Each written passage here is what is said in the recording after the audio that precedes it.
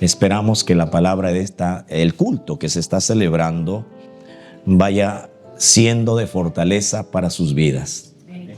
Vaya animándolos a conocer más de Dios y animándolos también a asumir un compromiso con Él, ¿no? Un compromiso de salvación, ¿no? Titulé la enseñanza de hoy: la importancia de la salvación del pecado. Y esta mañana yo quisiera, como propósito de este mensaje, que entendamos tres cositas. Número uno, que comprendamos lo peligroso que es el pecado.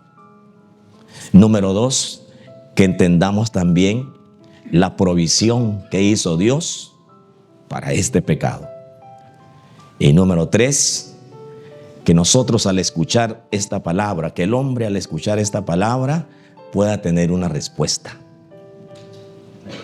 No solo una reacción, sino una respuesta. ¿Cuántos dijeron amén? Gloria al Señor. Así que vamos a tomar un versículo de la Biblia.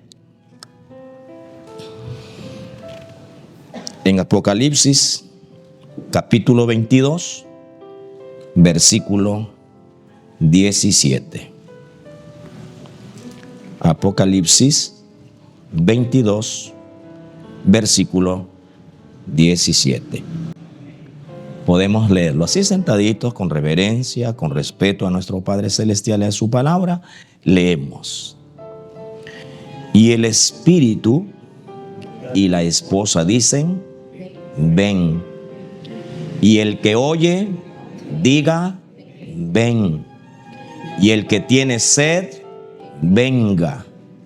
Y el que quiera, tome del agua de la vida gratuitamente. ¿Qué les parece si lo volvemos a leer? Y el Espíritu y la esposa dicen: ven. Y el que oye, diga: ven. Y el que tiene sed, venga. Y el que quiera, tome del agua de la vida gratuitamente. Alabado sea el Señor. Esta salvación se ofrece gratuitamente. No hay que pagar nada. Solo hay que disponer la vida. Disponer de nuestro tiempo. Disponer de nuestra voluntad para poder obtener esta salvación tan grande que el Señor ha provisto. Hermanos queridos, como pastor nos urge a los pastores enseñarle a la iglesia sobre la importancia de la salvación del pecado. Vivimos en una sociedad donde se habla mucho de diversas temáticas, pero no se habla casi mucho o nada acerca de lo peligroso que resulta ser el pecado. En realidad, el pecado para el mundo es algo normal, pero para la iglesia no. Se entiende que la iglesia ya ha salido de ahí, pero también entendemos que la iglesia vive todavía en esta tierra. Y esta tierra en donde nosotros estamos, lamentablemente, según la Biblia, esta tierra está bajo el príncipe de este mundo. No quiere decir que Satanás sea el señor de este mundo. Hay una diferencia entre ser un príncipe solamente y ser el señor de esta tierra. Pero Satanás, por ahora, es príncipe de este mundo. Quiere decir entonces que tiene toda la libertad de operar y sigue operando. Ha operado por siglos. Muchas personas de las que viven aquí en este mundo saben proteger sus recursos, sus ganancias, su dinero, su casa, su salud, pero pocos pocos se cuidan de este mal que es el pecado. La Biblia declara que la mayor necesidad del ser humano no es la economía, no es la política, no es la carrera, no es nada de lo más importante, entre comillas, que el hombre pueda tener aquí en esta tierra como algo a qué aferrarse. Eso no es. El problema mayor que el hombre tiene es la necesidad de ser salvo del pecado. Alabado sea el Señor. Todo lo demás que he mencionado aquí se quedará, no irá para allá. Pero los que alinean su vida en torno a esta gracia que ha sido dada por el Señor para todo el mundo, la gracia de la salvación, hermanos, se habrán liberado de esta gran, vamos a decir, de este poder que opera en este mundo todo el tiempo.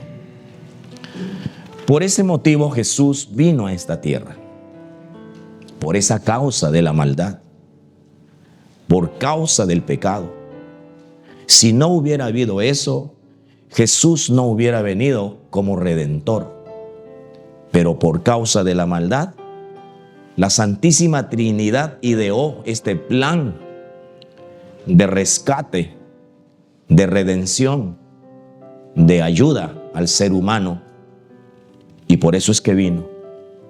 Y no vino simplemente para estar entre nosotros, sino que vino a ofrecer su vida, dado a que la única sangre inmaculada, santa, purísima, solo era la sangre de Jesús.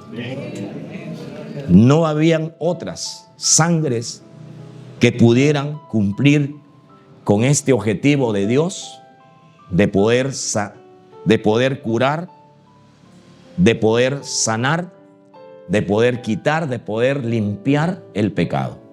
No había otra sangre. Por eso que usted ve que en el Antiguo Testamento el pueblo de Israel siempre estaba presentando sacrificio tras sacrificio, sacrificio tras sacrificio, borrego tras borrego, oveja tras oveja, etcétera, etcétera, porque esos sacrificios solo eran una figura que atenuaba la ira de Dios, pero no quitaba el pecado. Solo como figura que algún día vendría el verdadero Cordero inocente, así como era un Cordero inocente que moría por culpa de un hombre pecador judío. Así el Señor, eso anunciaba que Dios algún día vendría no a traernos una mejor vida o a mejorar nuestra vida, sino a salvar nuestra vida. Él sabía que nuestra vida estaba en peligro.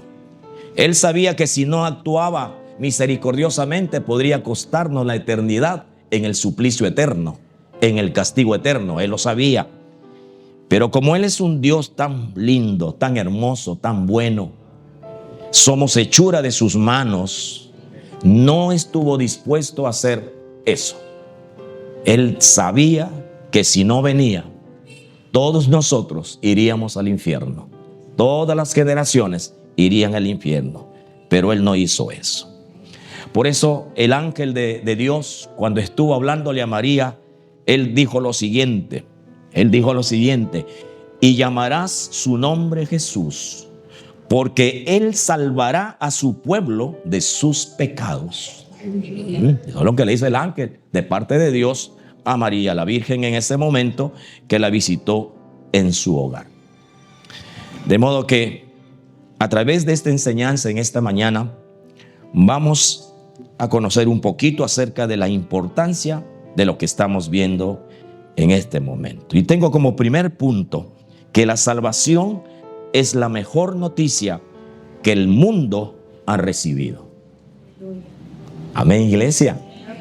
La salvación ha venido a ser la mejor noticia que el mundo haya recibido.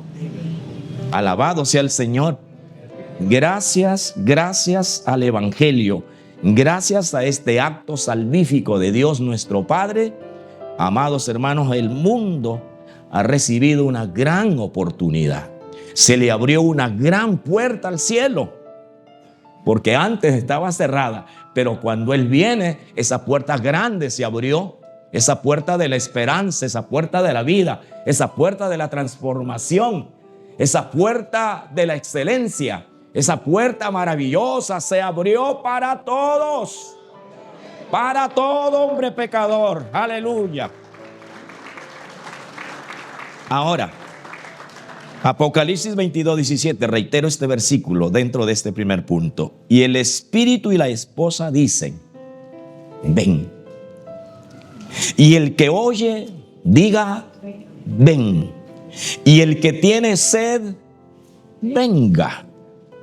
Para que y el que quiera, tome del agua de la vida gratuitamente. Mire, aquí me impresiona esta palabra. Y el que quiera, y el que desee, y el que lo anhele, el que disponga, el que decida, tome de esta agua de la vida que es gratuitamente.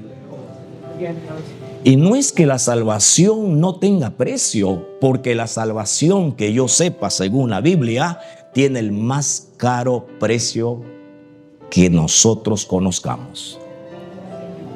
Porque cuesta la vida de Cristo, cuesta su sangre derramada por todos los seres humanos.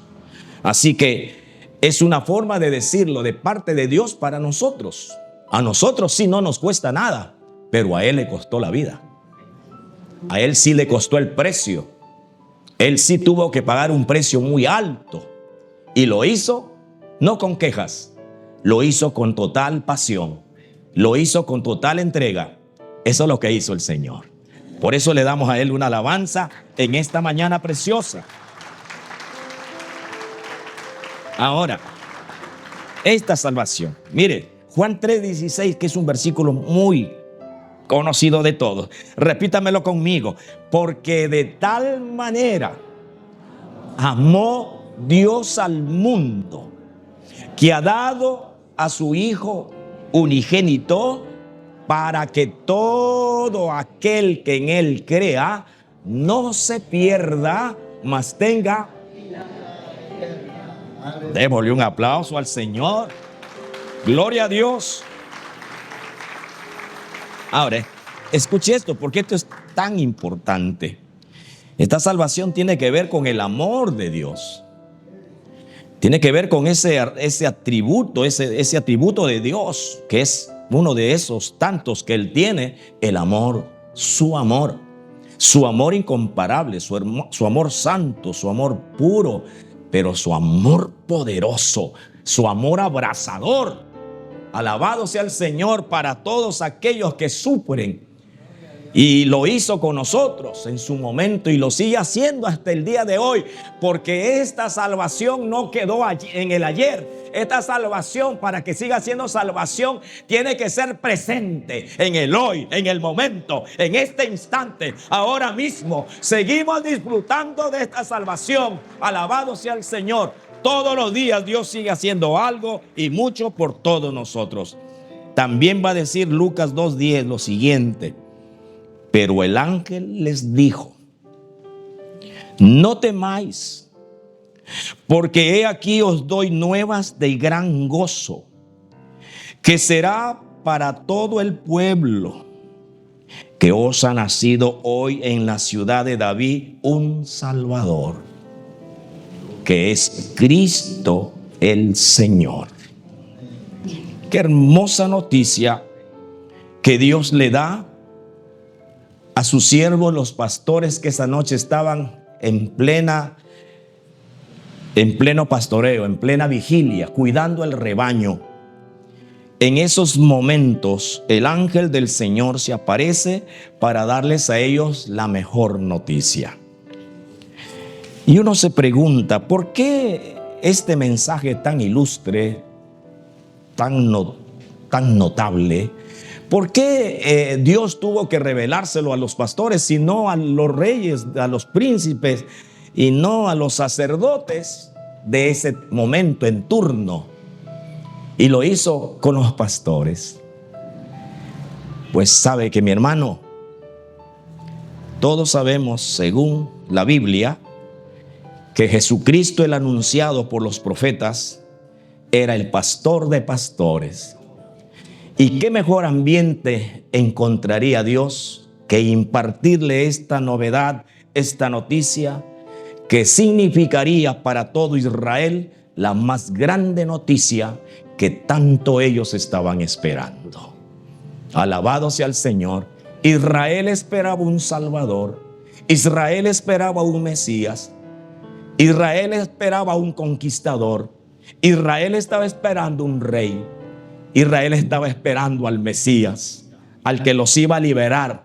Aunque ellos tenían un concepto equivocado de liberación, porque Cristo no vino a liberarlos del yugo de Roma, sino que Cristo vino a liberarlos del yugo del pecado.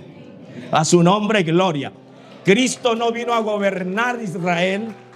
Cristo no vino a gobernar a un grupo importante de Israel. Cristo no vino a gobernar y a sentarse en el trono físico del pueblo de Israel, que por ese momento no estaba.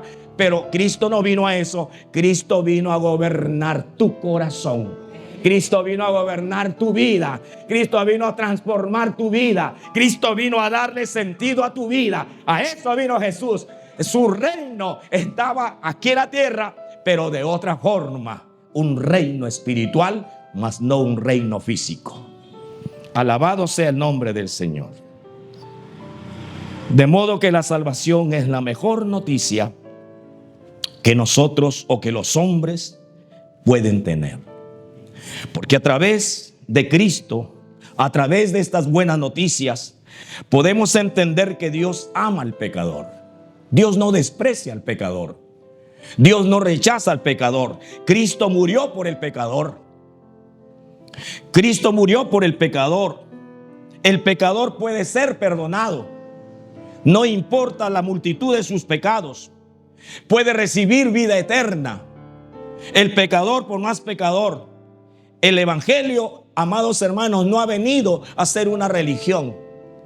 El evangelio ha venido a ser no solo una noticia que transforma.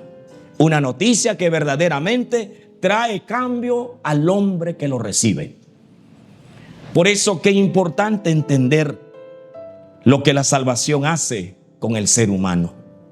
El pecado destruye, pero la salvación que opera salva al ser humano. Lo salva de esta perversa condenación que le asiste ya. Por causa del pecado, el hombre está condenado.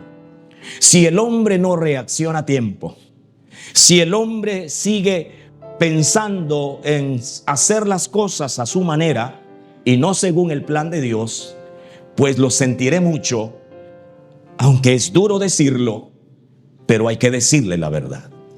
No irá al cielo, no tendrá parte con Dios, tendrá parte con Satanás, la bestia, el anticristo, el falso profeta, que serán lanzados al lago de fuego. Ahí también irán los hombres y mujeres que rechazan el evangelio, que rechazan a Cristo. Rechazar el evangelio es rechazar a Cristo. Rechazar el evangelio es rechazar la vida. Rechazar el evangelio es rechazar el trono de Dios arriba, la gloria, la ciudad celestial. Rechazar el evangelio es rechazar la felicidad que Dios pensó, que Dios ideó darle al ser humano. Así que vale la pena aceptar el evangelio. Vale la pena recibir el evangelio. ¿Cuánto dicen a su nombre gloria? Aleluya. Pablo decía, porque no me avergüenzo del evangelio, porque es poder de Dios para salvación. Eso es lo que decía Pablo. Pablo estaba convencido, y la iglesia del Señor en esta mañana debe estar convencida de que el evangelio que nosotros predicamos es poder de Dios, partiendo de la experiencia de nuestro cambio, partiendo de la experiencia de nuestra salvación, partiendo de la experiencia de lo que éramos antes y de lo que somos hoy. Este poder del evangelio no nos debe avergonzar, debe ser manifiesto al mundo. El mundo lo debe conocer. ¿Cuánto decimos a su nombre gloria? Ahora, esta salvación no solo fue para los judíos. Esta salvación ha sido para todas las naciones de la tierra. Hubiera sido injusto que Dios solamente hubiera fijado su mirada de gracia a Israel como su pueblo escogido. Pero no, Dios no es injusto. Dios es justo. Dios es altamente amoroso. Y escogió no solo amar a Israel, sino que escogió amar a toda la tierra. Amar a ricos y pobres. Amar a amarillos y blancos. A negros y mestizos. El Señor no se hace problema, amados hermanos. Nosotros, los seres humanos, hacemos acepción de personas a veces. Cuando vemos un morenito nos corremos. Y el morenito también se corre de nosotros. Cuando vemos ya un colorcito ya bastante diferente a nosotros, tenemos miedo. Y a veces no nos sentamos con ellos, a veces no compartimos con ellos. Pero Dios no hace eso. Dios los ama a todos por igual. Y esta salvación es para todas las personas. Mateo 18:28 lo va a decir. Venid a mí, todos, no dice Israel, todos. ¿Todos qué? Todos los que estáis trabajados, todos los que estáis cargados, y yo os haré descansar. Él no dice Israel, Él no dice la tribu de Jacob, la tribu de Dan, no. Él dice, venid a mí todos. Todos, esa palabra es incluyente, toda la raza humana, de todos los tiempos, de todas las generaciones. Todos pueden descansar realmente en Dios. Todos pueden descansar de su tribulación, de su angustia, de su dolor, de su desesperación que propina el pecado. Todos pueden descansar, todos pueden hallar ese descanso en Cristo Jesús. Juan 6:37 también va a decir, todo lo que el Padre me da, hablando Jesús, vendrá a mí, y al que a mí viene, no le echo fuera. Así que es hermoso venir a Jesús. Y 1 Timoteo 2:3 nos va a decir, porque esto es bueno y agradable delante de Dios nuestro Salvador. Porque esto es bueno, el cual quiere que todos los hombres sean salvos. No un grupito, todos los hombres. ¿Quién quiere que sean salvos todos? Dios dice que todos los hombres sean salvos y vengan al conocimiento de la verdad. ¿Cuántos se alegran por esa palabra, queridos hermanos? Amén. Todos nosotros hemos tenido un pasado, pero para Dios no es problema el pasado. Todos nosotros hemos vivido a nuestra manera. Para Dios no es problema nuestra manera de vivir. La condición social en la que hemos vivido, la educación que usted y yo hemos tenido en la vida, la edad en la que Dios se dirige a nosotros, siendo niños, adolescentes o jóvenes o adultos o ancianos. A Dios no le importa la nacionalidad, de qué pueblo somos. A Él importa la persona. A Él importa usted como individuo, como ser humano, como criatura de Dios, como creación del Señor. A Él le importa usted. Porque la nación no se va para el cielo, el país no se va para el cielo, la tierra no se va para el cielo. Es más, esta tierra se van a desaparecer, va a colapsar. Pero usted y yo sí nos vamos para arriba. Alabado sea el nombre del Señor. Usted y yo sí viviremos. Usted y yo sí permaneceremos por la eternidad para alabar al Señor por siempre, iglesia. Aleluya. Consideremos entonces que la salvación no solamente debe ser para mi familia, porque de pronto yo no evangelizo a mi vecino porque no me cae bien. No, Dios no le mandó a usted ni a mí para que solo prediquemos a los que nos parece que ellos deben ser salvos.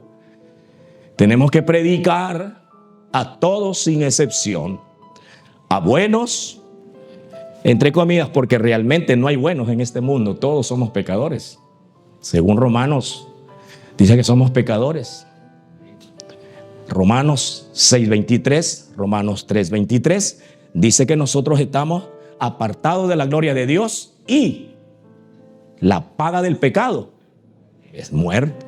Entonces, todos, ya gracias a Dios que de ahí hemos salido, pero hermano, de ahí hemos salido. Estábamos muertos, pero el Señor nos dio vida y ahora vivimos para su gloria. Ya no es esta vida, hermano, esta vida, sino es una vida espiritual que Él cambió. Gloria al Señor. Le ha dado consistencia a nuestra vida natural. Le ha dado realmente una trascendencia gloriosa. Y por eso nos alegramos, porque este Dios al que nosotros hemos conocido, y que de paso digo, no lo conocemos muy bien todavía, porque si lo conociéramos bien al Señor, hermanos, estoy seguro que correríamos cada vez que tenemos que hacer algo para Dios. Correríamos cada vez que tenemos que alabarlo, correríamos para alabarlo. Cada vez que tenemos que ir al culto, correríamos para estar en el culto, hermano.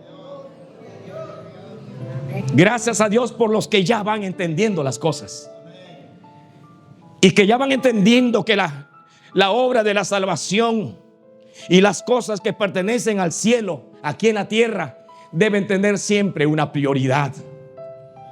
Dios y sus cosas deben marcar una prioridad en nuestra vida, queridos hermanos. Alabado sea el Señor. Yo sé que hoy se está jugando el mundial y muchos cristianos han perdido cultos. Muchos cristianos en este mundial no han ido a la iglesia, porque para ellos resultó ser el partido más importante que el culto. ¿Sí? Entiendan una cosa.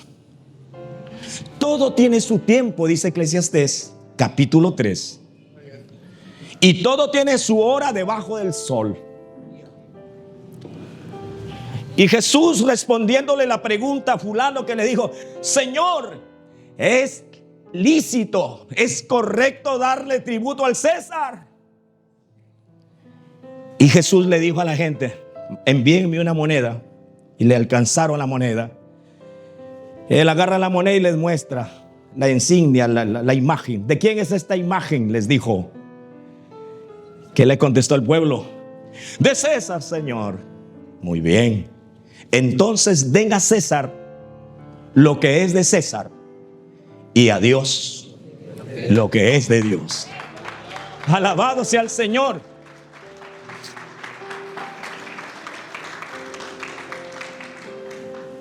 Amados hermanos, qué precioso que es el Señor.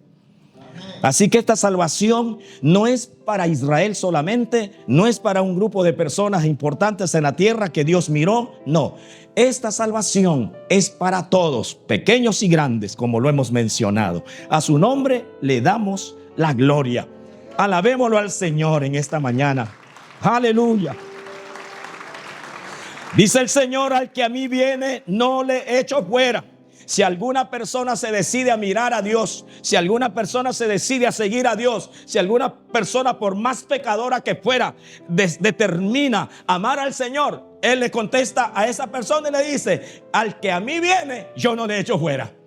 A buen tiempo que venga, a buena hora que venga, a buen tiempo que se arrepienta, a buena hora que entienda, a buena hora que dé el paso de fe, a buena hora que me crea, a buena hora que me reciba mi palabra, a buena hora que reciba el milagro de mi vida, a buena hora que reciba lo que yo puedo darle, que el mundo no le puede dar, esa trascendencia espiritual. Aleluya. A su nombre, gloria. Tercero, el pecado es el gran problema de la humanidad. Romanos 3:23 dice: por cuanto todos pecaron y están destituidos de la gloria de Dios. Romanos 6:23, porque la paga del pecado es muerte, mas la dádiva de Dios es vida eterna en Cristo Jesús, Señor nuestro. E Isaías 59:2 dice, pero vuestras iniquidades han hecho división entre vosotros y vuestro Dios, y vuestros pecados han hecho ocultar de vosotros su rostro para no oír. ¿Qué pasa cuando el hombre peca? Hacemos que el rostro de Dios, de mirarnos, mire por otro lado. Ha sufrido una división, una ruptura. El pecado separa, nos separa de Dios, rompe nuestra relación con el Señor. Eso es lo que ha hecho el pecado. Ha traído destrucción sobre la humanidad. No sé, pero escuché no hace mucho, son miles los que mueren cada día. Ni siquiera cada mes, ni siquiera cada semana. Cada día están muriendo miles de personas que se van al infierno, que no logran conocer el Evangelio. Y ahí tenemos que generar conciencia nosotros como iglesia. Tenemos que preocuparnos un poquito más, hermanos. Si Cristo, siendo Dios, dejando su trono de gloria, se vio obligado a venir a este mundo, y nosotros que ahora, por la gracia de Dios, hemos recibido ese cambio, ese toque del Señor, ¿no creen ustedes que debemos tener una mayor sensibilidad de compartir este glorioso evangelio? ¿No creen ustedes que tenemos no solo el deber, sino la obligación de poder entregar lo que a nosotros nos hizo bien? Porque sería injusto que, sabiendo nosotros que tal cosa como el evangelio nos ha hecho bien, no lo compartamos con otras personas para que también les vaya bien. Eso sería injusto y sería pecado de paso. Dios no quiere que eso suceda en nuestras vidas. Esta salvación, amados, es para todos. Y el problema del hombre, sabiendo nosotros que el problema del hombre es el pecado, no debemos guardar silencio. Y menos con nuestras actitudes y actos y hechos, amados hermanos, de ninguna manera. Tenemos que esforzarnos en todo lo que sea posible para que la gente entienda qué es el pecado. Escuche lo que hace el pecado. El pecado separa de Dios al hombre. El pecado esclaviza al hombre. El pecado destruye a la familia. El pecado destruye naciones. El pecado conduce a la muerte. El pecado te lleva a la condenación eterna. Mire, hermano, lo gravísimo que es esto. Muy grave. Y realmente pareciera que a la iglesia nos hace falta entender esto. Entender lo nocivo que es el pecado. Lo fatal que es el pecado. Lo destructivo que es el pecado. Nos parece que nos falta entender un poquito más o entenderlo mejor. ¿Para qué? Para que no caigamos en pecado de nuevo. Porque Él tiende sus, ¿cómo se llama? Sus tentáculos, gracias, para otra vez volvernos a jalar, a tener de su parte, para seguir causando en nosotros inercia o muerte espiritual, para que no reaccionemos, para que esta gracia de Dios no brille para nosotros, para que no entendamos este grande amor y este sublime amor de Dios.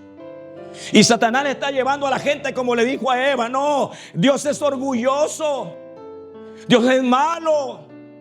¿Cómo es posible que un Dios que dice que es bueno les prohíba comer de los frutos de los árboles del jardín? Eso es injusticia. Pero yo les voy a decir la verdad: cómanlo nomás, no se van a morir. cómanlo nomás y ustedes terminarán siendo como Dios.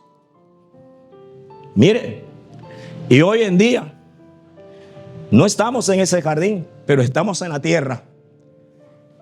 Y Satanás sigue trabajando duro a través de múltiples formas, sutiles por cierto, amados, para que nosotros no nos brille la gloria de Dios, para que al hombre no le resplandezca el evangelio y sean salvos. Eso es lo que está haciendo Satanás siempre.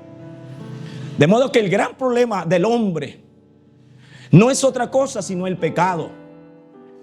Y es problema porque si el hombre no actúa, se perderá. Se irá a un destino que Dios no quiere que vayamos o que vaya el hombre. Por eso, amados hermanos, la iglesia ha sido dotada por Dios no solo con este conocimiento, no solo con esta verdad, sino que el Señor ha potenciado a la iglesia con poder glorioso.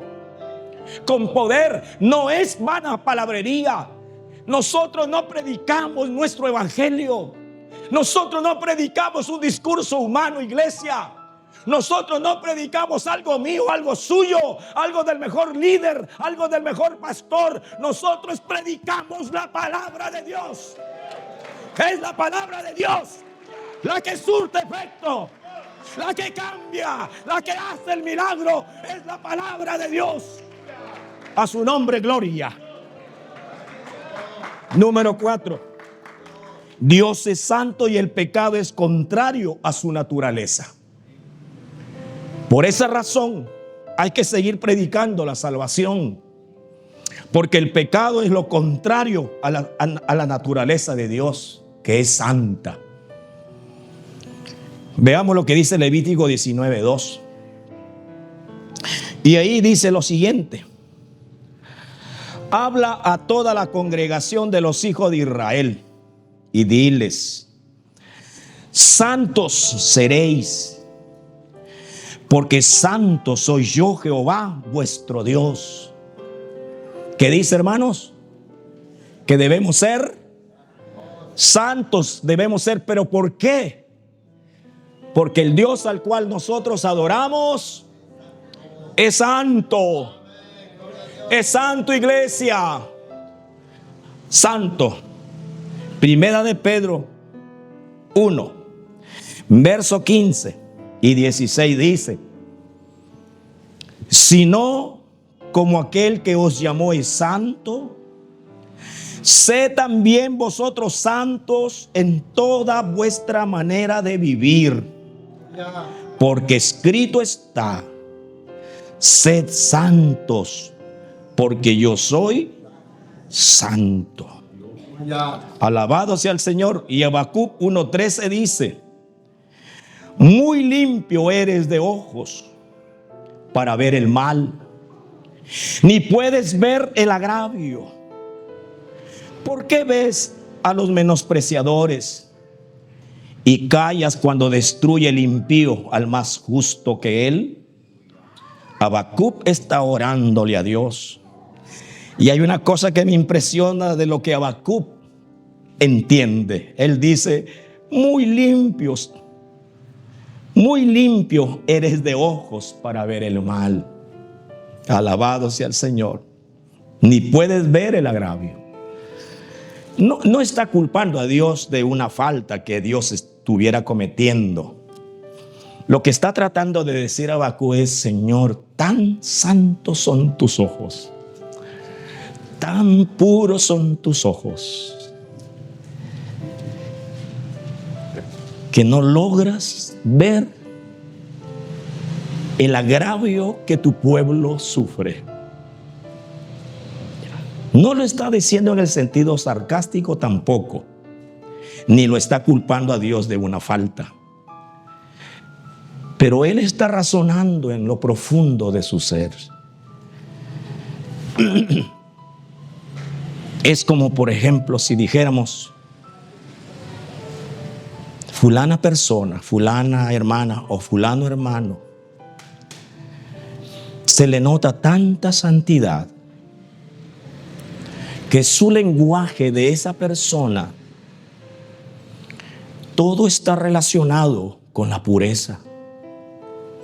Todo está relacionado con la veracidad, con la verdad. Todo está relacionado con lo bueno. O sea, a esa persona no se le ve ni se le escucha hablar incoherencias.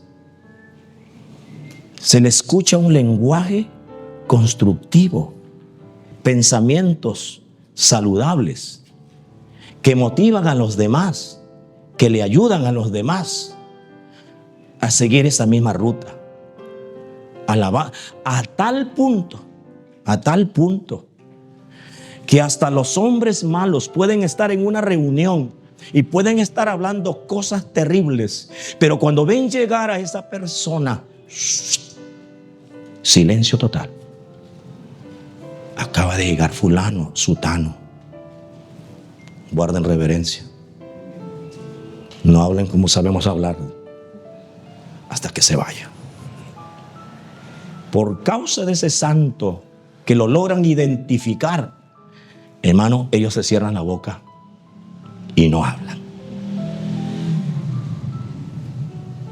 Algo parecido.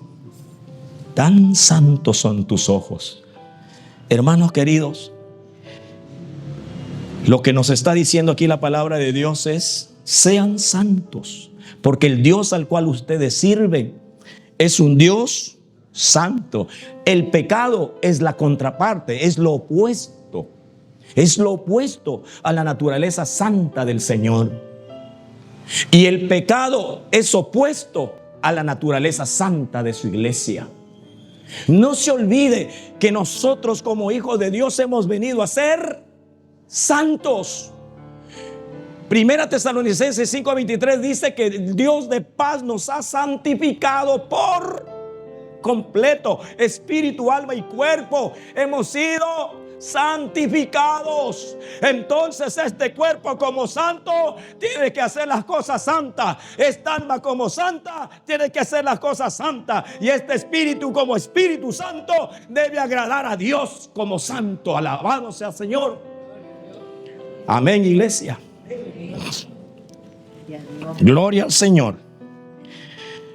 De modo que estamos aprendiendo en esta mañana que el Dios al cual nosotros servimos es un Dios santo, y que ese Dios santo demanda santidad. Porque ese Dios santo, hermano, escuche, ese Dios santo aborrece el pecado. ¿Qué más hace ese Dios santo? Juzga el pecado y no aprueba el pecado. Pero nosotros a veces lo aprobamos cuando nos ordenamos a nosotros mismos hacer cosas que entendemos que no están bien. No estamos obrando de la manera que dice acá. Pues yo entiendo que un hijo,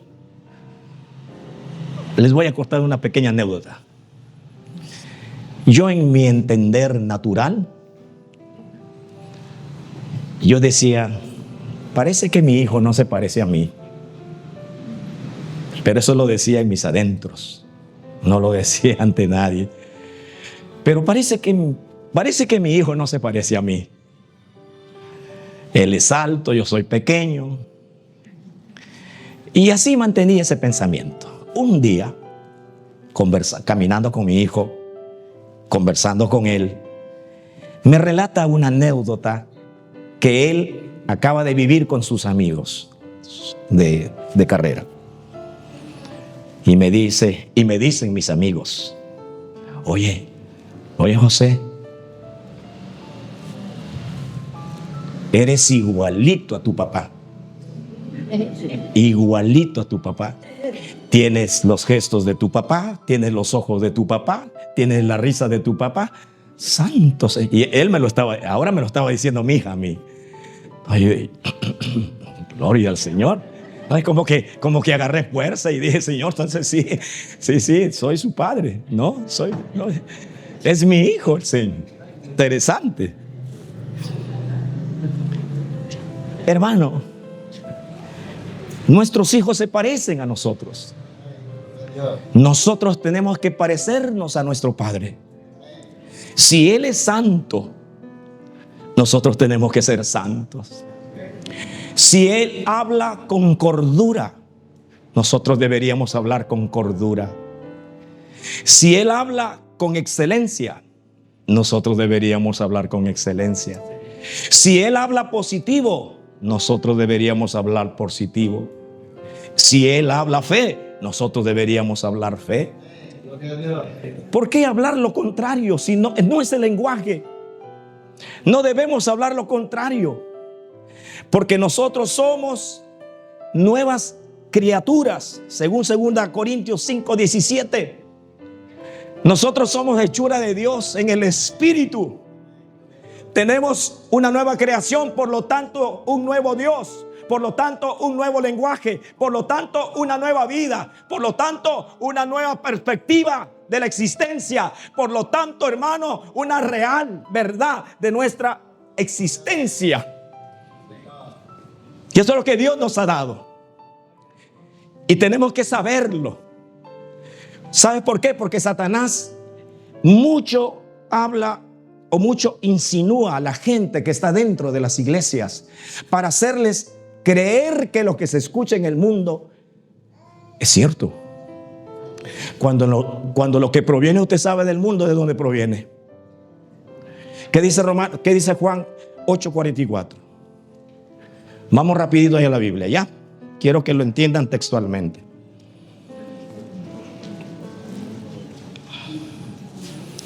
Juan 8:44.